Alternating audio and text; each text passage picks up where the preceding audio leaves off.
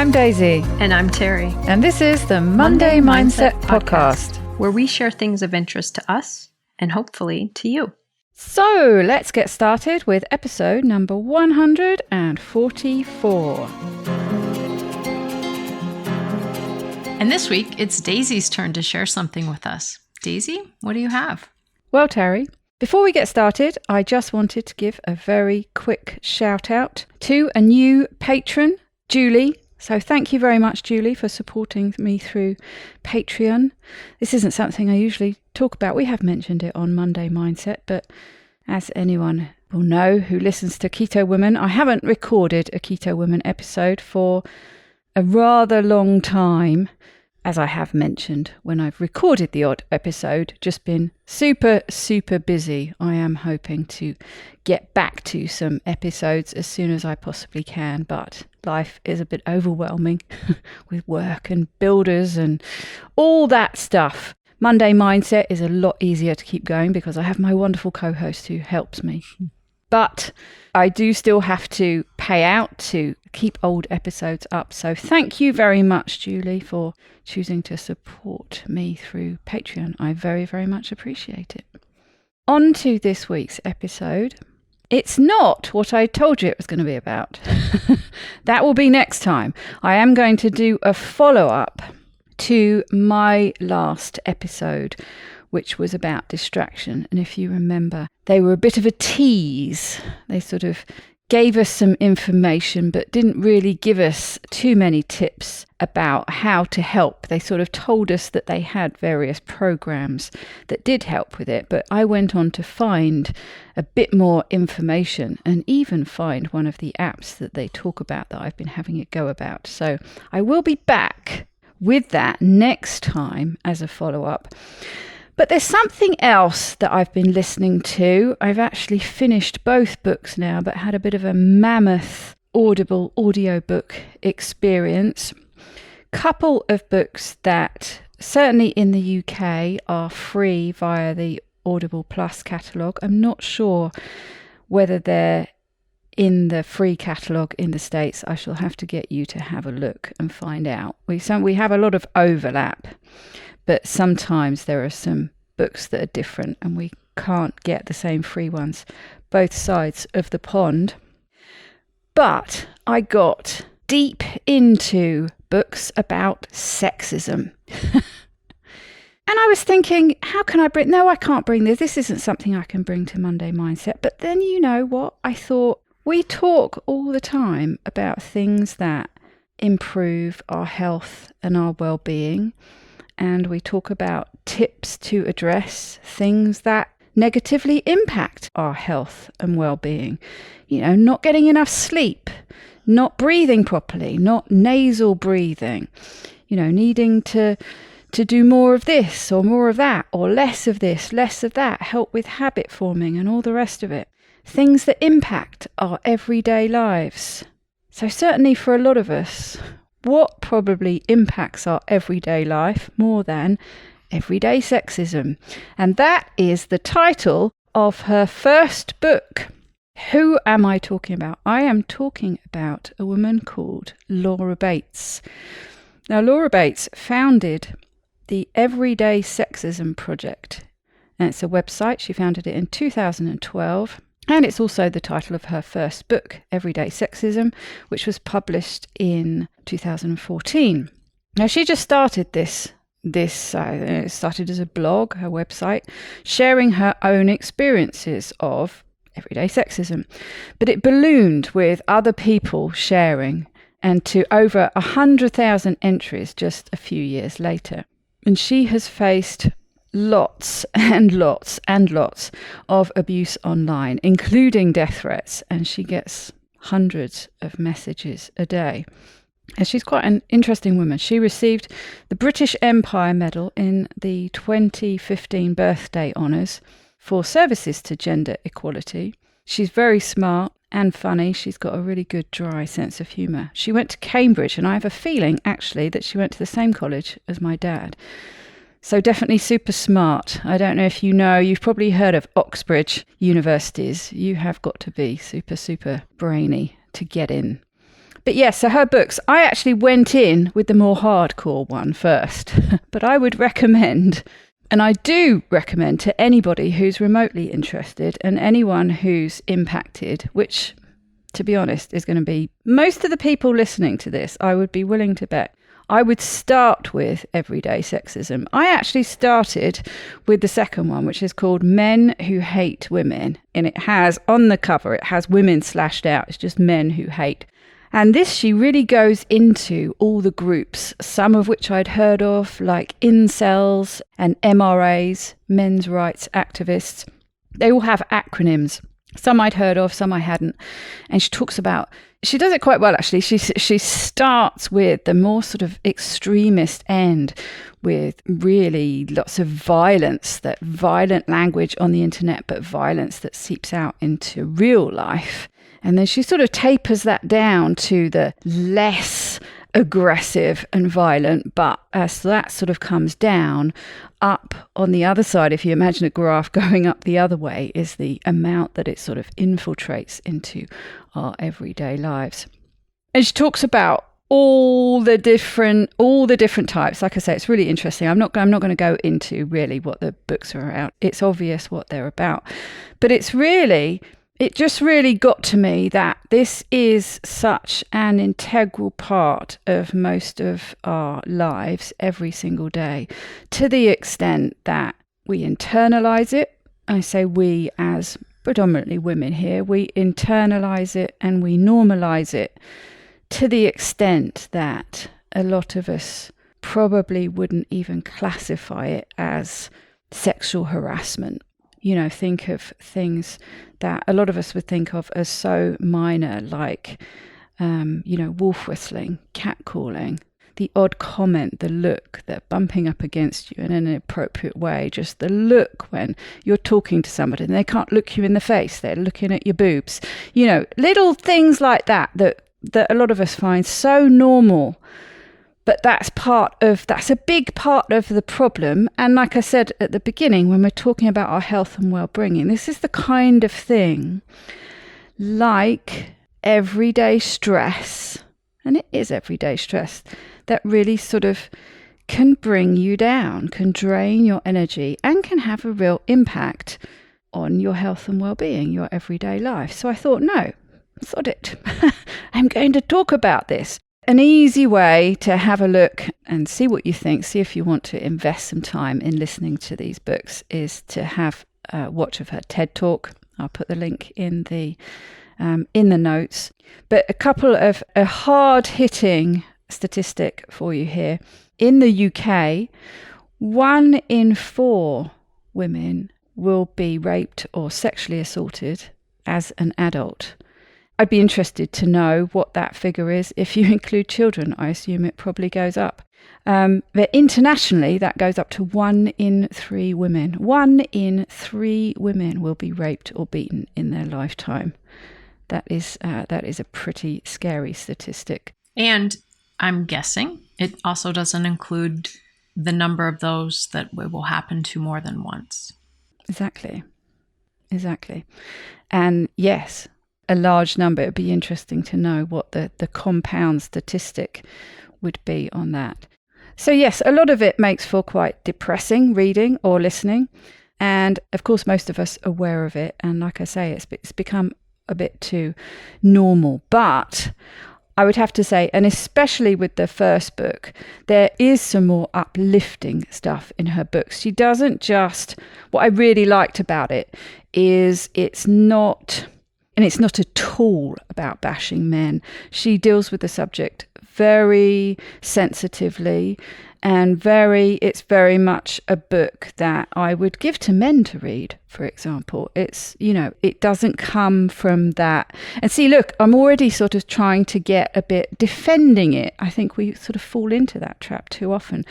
But there's a lot of humour in it. She shares a lot of stories that have come from this website, a lot of really funny comebacks mostly from women, but from men as well. There's a particular funny story where a guy had shared an anecdote on this website. That's what people do. You fill out a form and you share your stories, and there are hundreds and thousands, as I mentioned before.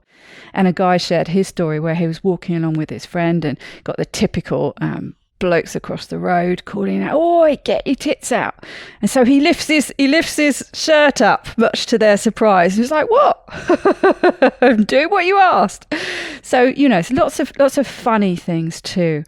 But I came out with quite a sense of hope and empowerment that comes from sharing. That's her big thing, and that's the big thing that she's found with the sharing of these stories, is the hope and empowerment that it gives to women, to girls, all the people who are reading this, that they're not alone. And so it's making them braver to stand up for themselves, to advocate for themselves a bit more. So she's very much not ranting. She wants us all to be part of the change. And she says that real change comes at a personal level. And she cites a guy who was helping her with, I don't know whether it was the website project or a documentary she was making, I think. He was really involved, really sensitive to the subject, was really touched by it. But he went home and he came back the next day, and she said he just sort of turned this shade of grey, looked really, really not well at all. And she asked him what was going on. And he said he'd had some conversations with, I think, family members or friends, and had heard their stories. And he said that it really brought it home to him. It became personal. So it's not that he wasn't affected and impacted by the research they were doing, the stories they were telling.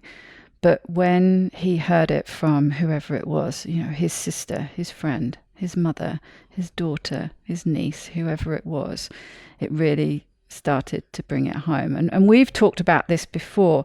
Sometimes it is difficult to find empathy when you haven't experienced it yourself. And this is where she talks about the importance of conversations. And there's a guy she talks to in the Men Who Hate book. I forget the name of his project, but he goes into schools and he talks to boys about this. And she said, "We can't do this without men. We can't do this without men like you." Because she said, "I can't go in and have those conversations. It's not going to work if I do it. It has to be a man that does it." And he says, that's it. He said he goes in and he said, and nothing's off the table. They can talk about anything they like. So they can talk about all these things that they're watching and reading about on the internet. And he debunks them all. He pulls them all apart and he educates them. And that's where it starts. That's where it's important. And that's the big problem here, is the internet. But there's one side of it where people are dismissing it as it's just virtual. This is just stuff that's happening on the internet. But no, it's happening it's filtering down into everyday lives. And a great example of that, and this comes from watching porn. There was an incident at a school where a boy raped a girl, and she was crying and she reported it. And he was asked, when asked about this, "Didn't you realise what you were doing?" Because he didn't understand that what he'd done was wrong. And he said, "Well, didn't you realise that you were doing something wrong when she was crying? Didn't that tell you something?" I thought that was normal. I thought girls cried when they were enjoying it. So you've got this whole rape culture situation going on, where there's a real misunderstanding of what sexual pleasure is and all these other things. It's just, I've just touched on it there, but I really do recommend them. She goes into it in great detail, but like I say, it's not just depressing overload. There's some real hope and humour that comes out of it. But really, always takes me ages to get to the point, doesn't it? But really, what I wanted to come out of this, and this is where I'm going to put you on the spot. And although obviously it applies to this topic, I think it's something that can be applied to all sorts of things. And it is something that we've touched on before. How do we go about advocating for ourselves and for other people? And I should imagine quite often it will be easier to advocate for other people. But how often have we seen something going on and not stepped in? How often has something happened to us and we haven't advocated for ourselves? You know, there was this guy in France who was the husband of a friend of mine who used to make a comment to me about my breasts every time, almost before he said hello. And I didn't want to make a fuss. I didn't want to make a scene. That's not really advocating for myself, you know. So there's that kind of level. Obviously, there's how do you advocate for yourself? How do you forgive yourself, I guess, in some ways, for not standing up for yourself when you look back on things that happened that maybe, you know, you could have stopped, or you think you could have stopped. You know, when I was attacked in the street, there were people not very far away. If I'd have shouted, maybe it wouldn't have happened.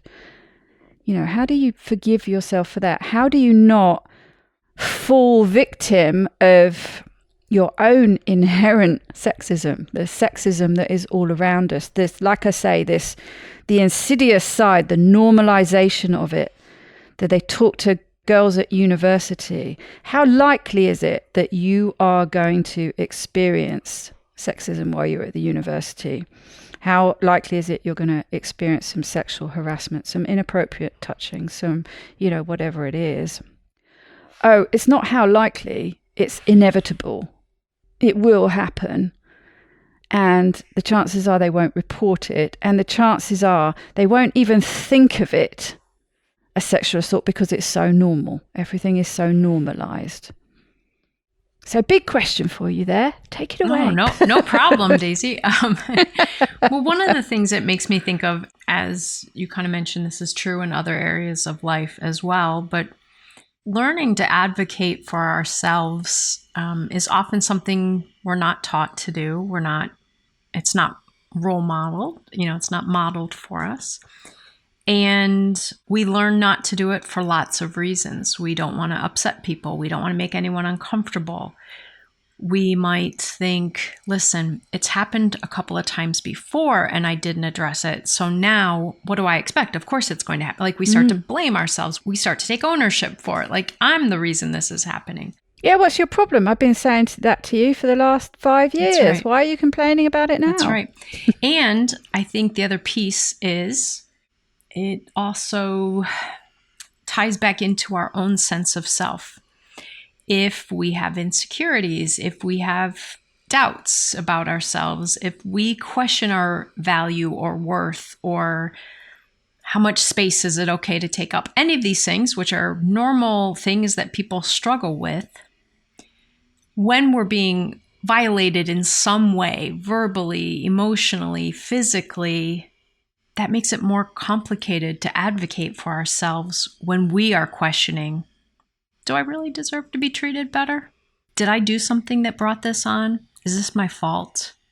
So I think for most of us, it's not even just starting at the advocacy place, but working on all of these other things all of the time. My self-respect, my belief in myself, of self-worth, of me having rights for my safety, my comfort, my voice. So those are things I think we also have to be working on in order to practice advocating for ourselves. Because if those things aren't in place, advocating for ourselves is going to be really complicated. Why would you give voice to something that you think doesn't deserve a voice? So I think it's an even bigger task for many of us than simply learning how to advocate for ourselves.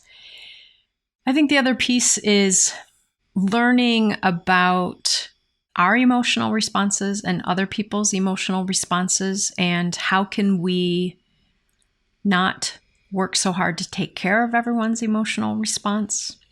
And this is complicated again by the idea that what if I grew up in a way that I had to learn that if someone around me Let's say I was younger, so an older sibling, a cousin, a parent, an aunt or uncle, a teacher, someone who had a little bit of age or authority over me.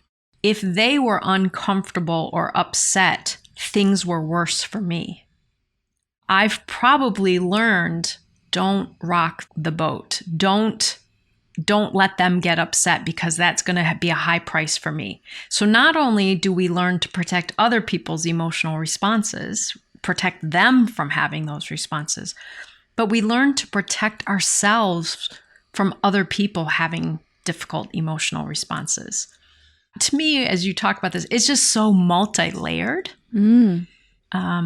that all of these are things I invite all of us to keep looking at, to keep exploring. How can I be safe and let other people have their emotional response and me not be responsible for it? I don't take blame for it. I don't work on making them avoid it by taking on consequences myself. How can I make myself safe when other people are having their emotional responses? And I think one of the complexities for so many of us is that these are things that we often learned at a very young age. And in general, kids learn things. They are like sponges. And it's about the brain waves, the waves that where their brain is really functioning at that time. And so they just take on things as reality. And then 20 years, 30 years, 40 years later, 50 years later, even though cognitively we may know that that thing isn't true, we still have it already imprinted in our brain that this is how that works. I'm responsible for making sure that people around me do not get upset about anything. Because what I learned when I was 5 is that's dangerous. Yeah, it's like it taps back in. It's like there's this main line back to that child response that is just an instinctive response, or it's just you can't, sometimes you don't even realize you're doing it. Absolutely. And realistically, it was a healthy coping strategy. It was a survival strategy that you learned how to read a room, you learned how to read other people's emotions, and you learned how not to upset anyone. And now suddenly you hear us talking about, yeah, you need to advocate for yourself and put stops to these things. And that's like a totally foreign concept when my natural instinct is to make sure no one around me gets upset. People pleasing, you and I have talked about people pleasing before, similar thing. If I learned that people around me being unhappy, uncomfortable, upset has dire consequences in this situation, I will work really hard to please them so that none of those negative things come through. So like I said, this to me is like opening up a whole big piece for most of us to continue to work on. But let's go back to one of the examples that you and I shared of the idea that we may think, I didn't respond to it the way I wanted to last time. I don't have any right to respond to it that way this time. And to me, that would be like saying, well, I'm sitting here looking at an intersection out my window and I'm watching people sitting at a light. Let's say, for example, while I'm driving, I don't notice the light in time and I run through it right under it as it's turning red. Now, every time I approach a light, I don't have to say, well, I went through it when it was partially red last time. That's the way I have to do it again. We get to do it differently. And sometimes it takes going through it to even know that didn't feel right, or that didn't fit for me, or that had a consequence that I'm not comfortable with. And I'm thinking of an example, and I'm sure most listeners can think of lots of their own examples. When I was a new teacher, so I was in my early 20s, and there was a male teacher in my building who, I don't know, was probably 25 years older, maybe more. And, had been teaching for many, many years, well-liked on the staff. And most times when I would interact with him, just the two of us, there was something inappropriate said, something done, a tone, a raising of the eyebrows, something that I knew wasn't comfortable for me. And it happened a number of times before I realized this isn't right. And I don't want to have it happen more. And one way I can see if I can prevent it from happening is I can respond differently. But I did have that thought at first, like, Terri, you've let it happen 15 times already. That's not fair. You can't really change stream now. And I realized I had to, because otherwise I was going to just reinforce it and teach him that it's okay to talk to me that way. It's okay to make those comments. I realized even in my joking with him, I started to be more mindful that I didn't communicate something that I didn't want to be communicating, that I know to anyone else it would not have been communicating something uncomfortable. So I just really started to pay attention to my interactions with him. But the next time he said something inappropriate to me, I looked at him. I didn't laugh, because in the past I would have just laughed, kind of sloughed it off. And I didn't laugh. And I said, that's not okay.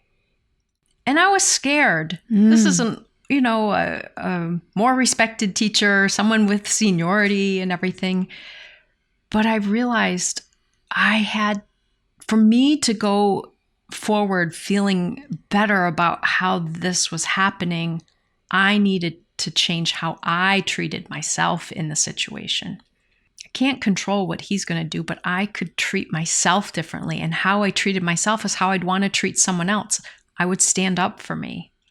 If you saw someone whipping a dog, you would say, hey, that needs to stop. Yeah. What are you doing? So I needed to be respectful to myself in that situation. And I get it. For many of us, when these things happen, we are concerned about, is there going to be a consequence? Is the behavior going to get worse? Is the behavior going to escalate somehow? Is he going to go to the principal and start some, crap for me, basically?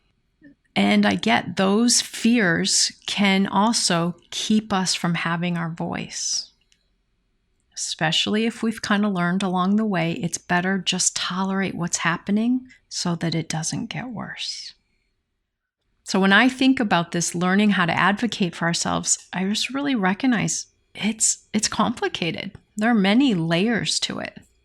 It's not just learn the right words to say. Yeah. It's hard. Really looking at the whole dynamic of what's going on and how you're feeling in the situation, and what, kind of limiting beliefs and self-protective beliefs are you bringing into the situation. Yeah, and I suspect sometimes it might be easier to, be advocating for somebody else. So often we've talked about this before. It's often easier when you're doing it for somebody else than for yourself. But one of the big things that I got from listening to her work was being more aware of the ways that we get shut down when we do try and say something. And that might be somebody else trying to shut us down. It might be us trying to shut us, trying to shut ourselves down with that, internal dialogue that's going on.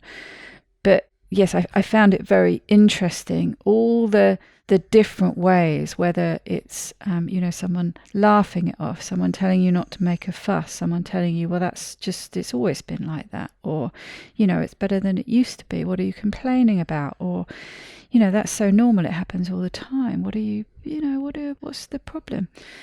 And that's where the sharing and getting this community sense of empowerment, I think, really helps and comes in.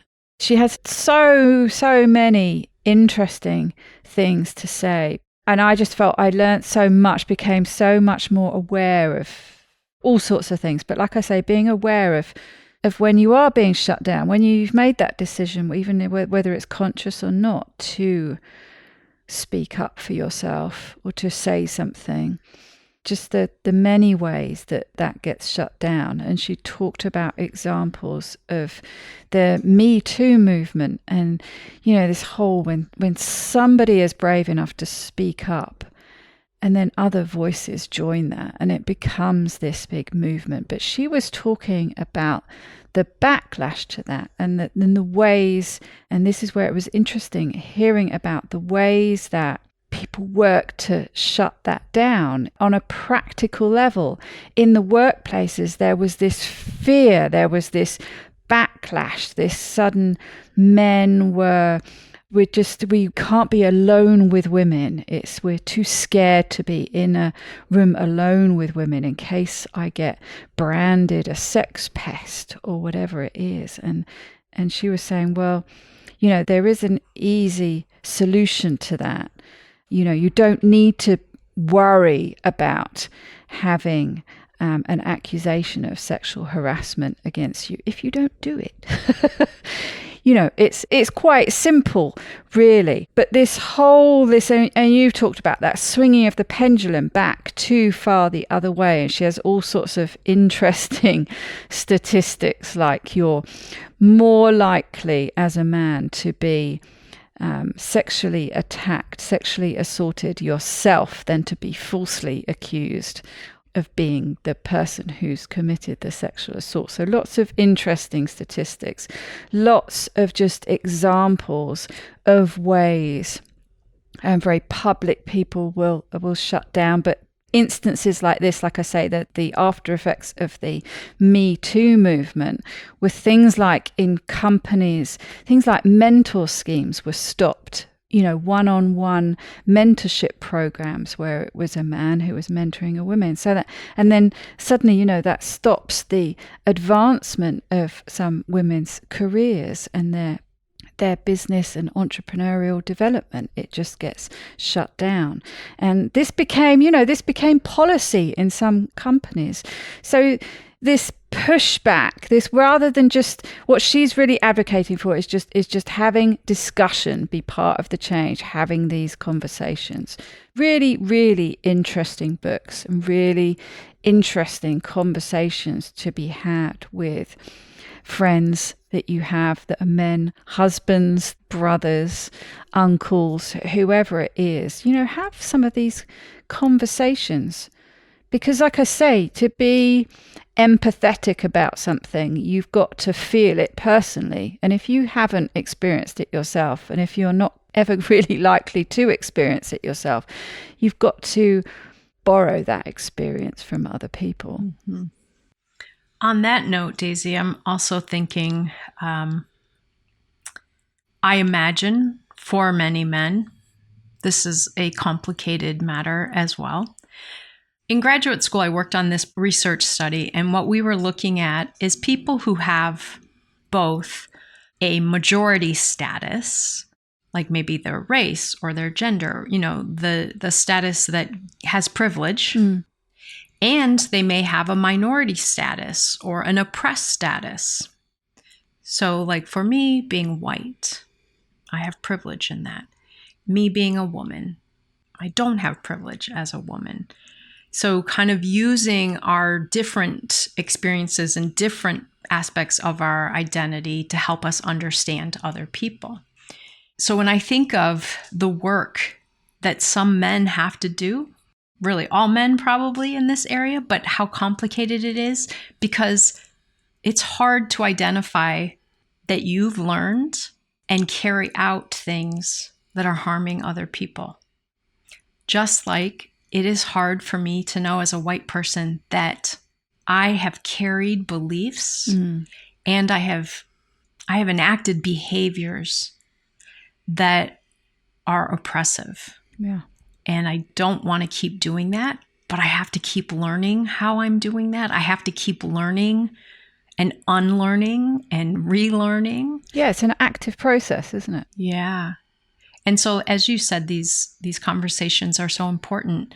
I hope that men who really value this will talk about it, talk with other men about it, talk with women about it, learn what am I contributing to the problem and what are the ways I can stop contributing to the problem and be a voice that starts to change this. Yeah, how can I contribute to the solution? Yeah, in my own interactions with others, but then also in my dialogue with other men about what I allow them to joke around about and make comments about. what I ignore, kind of like what you were saying before. What things do I not address when people are saying them or doing them? If I were a man and my buddy standing next to me does some catcalling for a woman that walks by, do I laugh? Or do I say, dude, you've got to stop. That is completely inappropriate. Do I address it or do I let it happen? And so I think both men and women and non-binary people, we all are affected by sexism. Yeah. And we all have to be looking at it. Yeah. And that's what I really liked about her books, actually, is that she really bigs up the effort that so many men she knows, directly or indirectly, the effort that they make. She really values that. She talks about the importance of their involvement, the absolute necessity that they're part of the solution. So it was one of those things that I resisted a bit reading because I thought it might be a little bit soapboxy, but it wasn't. I found it very interesting. I found it very educational, very eye-opening. Lots of things that I knew about already, lots of things that never heard of, but made me a lot more aware and a lot more ready to at least try and stand up for myself, definitely stand up for other people, because I've sat by, I've seen things happen where I should have, hold on a minute, no. Mm-hmm. Like you were saying, if you're standing there, the example you just gave, you're standing there and somebody says something inappropriate, especially if they're somebody you've been friends with for a while, it is difficult to pull somebody up on it. Hey, it's not easy. I'm definitely not saying it's easy. That's one of the reasons why, I wanted to ask you about this, because you're always so helpful for me personally with helping me try and get to grips with these things, try and do the difficult things and figure out how to do them, how to take those first steps. But like I say, it just comes back to this.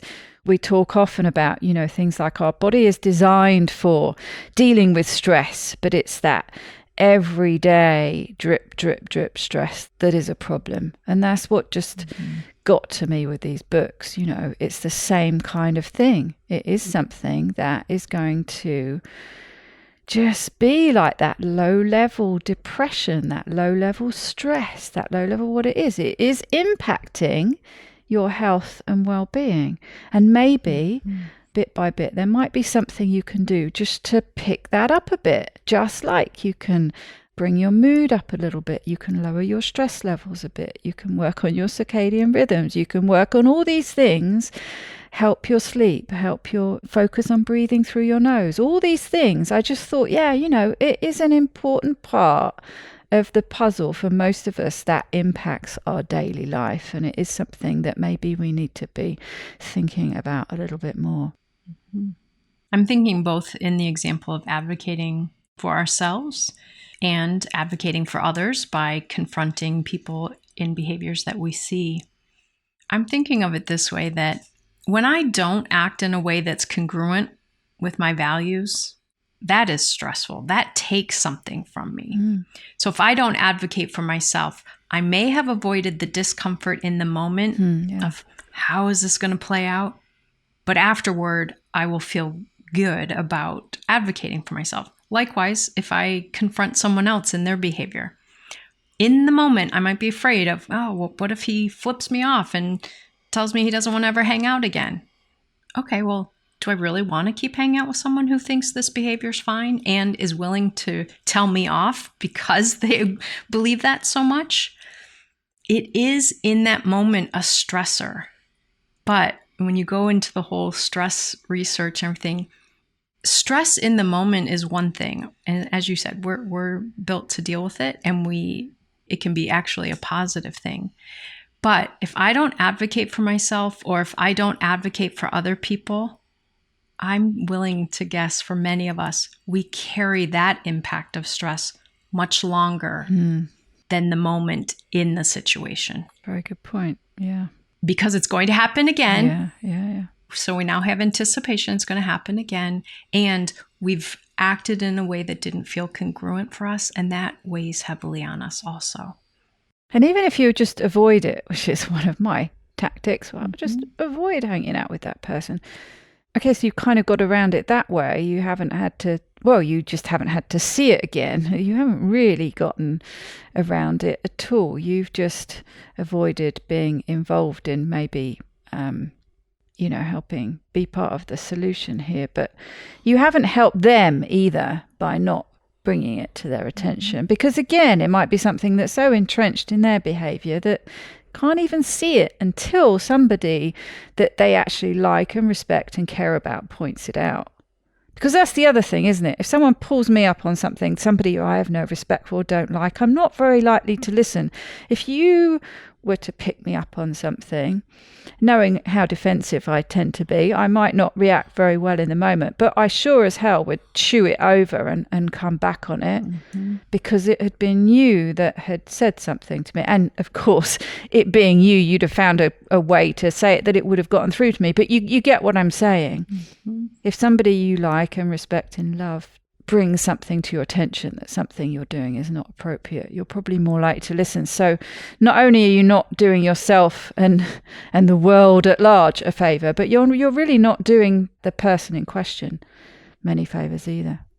This example comes up for me often in these type of conversations, and I'm sure I've shared it here before with you. But I remember listening to an interview with Maya Angelou, and she talked about when people were making racist comments. How does she deal with that? She used the example. She said, listen, I've had people at my table. This is my way of remembering the story from the interview. But basically, I've had people at my dining room table that I've invited into my home to share a meal with me, and they make a comment that is racist. I'm not going to change that person. I'm not going to debate with that person. I'm just going to say to them, not at my table. And so I'm thinking, if I say to that teacher who's saying those inappropriate things to me, that's not okay with me. I'm not preventing him from doing it to other people. I'm probably not going to actually change him. Yeah, it's not on you to change somebody. But not at my table. And confronting someone about their behavior towards someone else. If I'm that friend and I'm watching this happen and I confront it, even if I'm not going to change that person's behavior by and large, but I am starting to set the tone. You're not going to do that when I'm with you. Or guess what? I won't be with you. So the other thing you just brought up is kind of the avoidance. And I know avoidance gets a lot of negative connotation to it. But I also encourage people to think about sometimes avoiding certain things is our way of self-protecting. If someone has felt unsafe to me, I don't walk into the room alone with them. I don't have to prove something by being able to go in there. I can keep myself safe. I'll go into the room later when they're gone.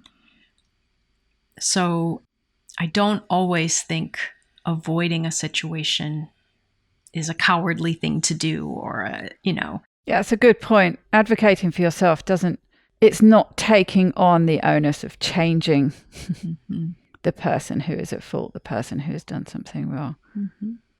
Just saying, yeah, I love that. Not at my table. It's not going to happen on my watch. That's right. And even if that means, I can't be in your presence, like you say, if it's a question of not feeling safe for somebody.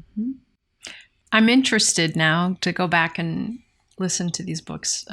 So often now when I talk about reading, I just talk about listening because that's what I'm probably going to do is listen. Yeah, same. But I'm really glad to hear, Daisy, that there's hope in it, that it's not just here's the problem and, but that there's hope. And no, that's what I really liked about them. They felt like productive listening. Good. It wasn't just ranty. It felt like, this could help change. And at the same time, I totally get the rantiness that this is egregious and it can't be, continued this way. And here are some hopeful things about it. Here are some things that we all can do actively and work on in our lives and help other people work on. So thank you for sharing this author and these books. And now I have homework to do. Well, I hope people do take some time to listen to them because, like I say, it was a big chunk of my time, but it affected me pretty deeply. And like I say, I was sort of thinking, well, how can I bring this as something to share? But then I thought, that's the essence of this podcast started with things that we like to share with each other. And this is something that I really wanted to share with you and to talk to you about and ask for your advice about. So actually, I felt like, although a difficult subject in some ways, it was the perfect thing to be sharing with you. So Very nice. Thank you very much for sharing that space with me. Absolutely. I hope you have a very wonderful week. Take good care, everybody.